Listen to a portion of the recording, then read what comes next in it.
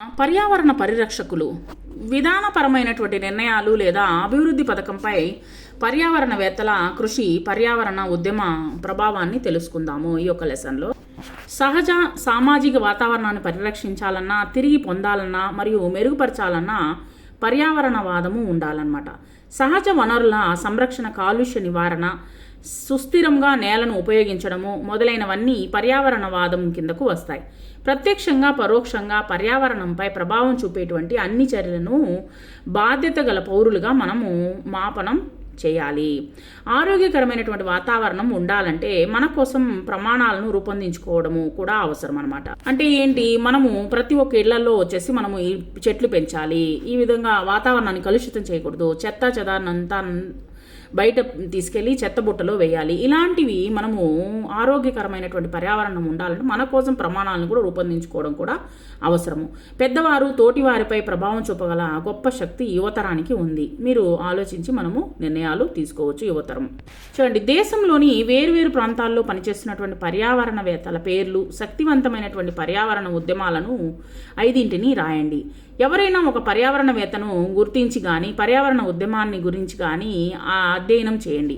పర్యావరణవేత్తలు పర్యావరణ ఉద్యమాలు ఏ పనులపై కేంద్రీకృతమవుతాయో కనుగొనండి. పర్యావరణవేత్త పర్యావరణ ఉద్యమాలకు సంబంధించి ఈ క్రింది సమాచారాన్ని ఏమేమి సేకరించాలి: కాలము, విషయము, సంస్థ ఏర్పడినటువంటి తీరు, పాల్గొన్న తీరు, తర్వాత సవాళ్లు, పరిపాలన మరియు న్యాయ సంబంధమైనటువంటి విధానాలు, విజయాలు, అపజయాలు, ప్రభావం.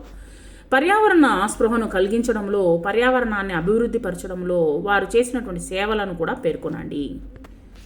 ఒక చెట్టుని నరికేయకుండా కాపాడడం అంటే పర్యావరణాన్ని కాపాడుకోవడం అంటే ఇది అన్నమాట.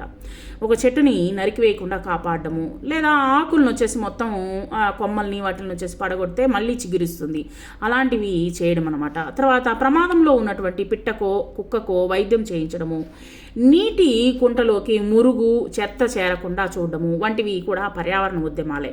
పాఠశాల ఆవరణలో మొక్కలు పెంచడము, నల్లా దగ్గర వచ్చేసి బురద మురికిగా కాకుండా చూడడము, అంటే నల్లా అంటే ఈ యొక్క కాలవల దగ్గర వచ్చేసి బురద మురికి, తర్వాత వచ్చేసి చేతులు కొళాయిల దగ్గర వచ్చేసి బురద మురికి కాకుండా, ఇంకా ఇంటికి పాఠశాలకు ప్లాస్టిక్ రహిత ఆవరణంగా మార్చుకోవడము, అంటే ప్లాస్టిక్ అనేటువంటి ఉపయోగించకుండా స్టీల్ పాత్రలను ఉపయోగించుకోవడము వంటివి కూడా ఉద్యమంలాగా చేపట్టవలసినటువంటి పనులే. ప్రతి ఒక్కరూ చేయాల్సినటువంటి పనే అనమాట.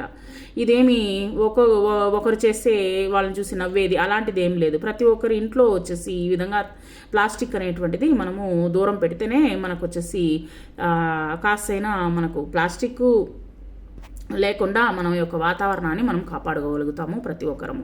మీ పరిపాలన ఆధారంగా పర్యావరణ విషయాల పట్ల ప్రజల్లో ఏ విధంగా స్పృహను కల్పించవచ్చో నివేదిక తయారు చేయండి. మీ సహ విద్యార్థుల సలహాలను జోడించండి. మీకు తెలిసినటువంటి విషయాన్ని మీరు స్కూల్లో మీరు చెప్పొచ్చు అనమాట.